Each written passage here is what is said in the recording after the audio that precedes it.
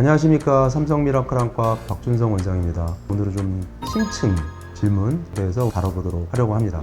사실 흡연 자체가 안 좋은 거지 수술한다고 해서 3일 뒤에 흡연하는 게 문제가 되지는 않습니다. 보통 저희가 2에서 3mm 정도의 절개를 하고 그 사이로 렌즈를 집어넣게 되는데 이 절개창이 보통 72시간 정도 되면 아뭅니다. 근데 3일 정도 지나서 흡연하게 되면은 눈 속으로 담배 연기가 들어가거나 하지 않으니까 문제는 없지만, 아무래도 이물감이나 건조증 증상이 일주일 정도 지속이 되니까 담배 연기가 눈에 들어갔을 때 따가운 증상을 느낄 수 있겠죠. 근데 흡연 자체는 문제가 없습니다. 스쿠버 다이빙을 하면 괜찮냐라는 질문도 상당히 많이 받습니다. 코로나 없던 시절에는 동남아나 혹은 해외 나가서 스쿠버 다이빙을 많이들 하시기 때문에 이 질문을 많이 하시는데요. 보통 수영을 할 때도 수경을 쓰잖아요, 그렇죠? 그러면 이 안에서 압력이 유지가 되기 때문에 안내렌즈 삽입 수술하고 물속에 들어가는 건 전혀 연관이 없다고 봐도 무방합니다.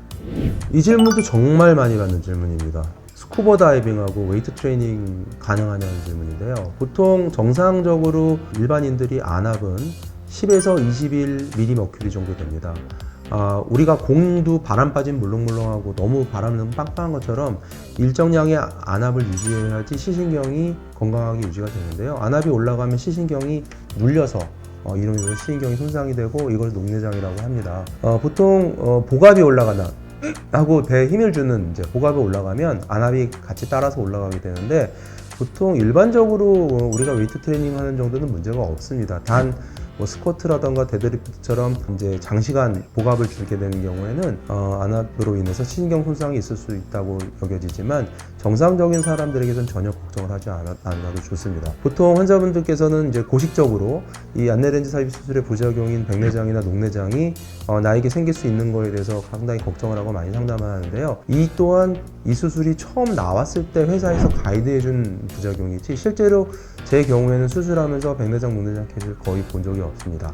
단 백내장의 경우에는 고도근시의 경우에 고도근시가 아닌 분들보다 고도근시 환자에게서 백내장이 많이 생기기 때문에 안내렌즈 삽입 수술로 생긴 백내장이 이 안내렌즈 때문인지, 혹은 워낙 고도근시라서 백내장이 젊은 나이에 빨리 생긴 건지 알 수가 없습니다. 단 예전에 사이즈를 정확하게 예측하지 못했었던 초기에 이 수정체하고 안내렌즈의 공간을 볼팅이라고 하는데, 이 볼팅이 낮게 유지가 되면서 수정체하고 렌즈가 닿아서 이 마찰을 해서 백내장 케이스는 있지만, 그 외에는 사실 백내장 케이스는 별로 없습니다. 또한 녹내장 케이스는 안내렌즈로 유발되는 경우가, 보통 큰 사이즈의 안내렌즈를 넣는 경우에 전방각, 즉 물이 빠져나가는 공간이 좁아지면서 생기는 안압 상승이 있는데, 이 또한 요즘 다 사이징을 정확하게들 의사들이 하고 있기 때문에 극히 보기 힘든 케이스입니다. 마지막으로 녹내장 검사를 먼저 해서 알아야 되냐고 얘기하는데, 보통 저희가 안내렌즈 삽입 수술을 하게 되면 망막 검사를 하면서 시신경 검사를 같이 하게 되고, 녹내장 CT를 찍어서 먼저 저희가 캐치를 하게 됩니다. 고도근시가 녹내장의 원인 인자 중에 하나이기 때문에 실제로 저희가 라식 라섹 혹은 스마일, 또한 안내렌즈 삽입 수술 검사를 하면서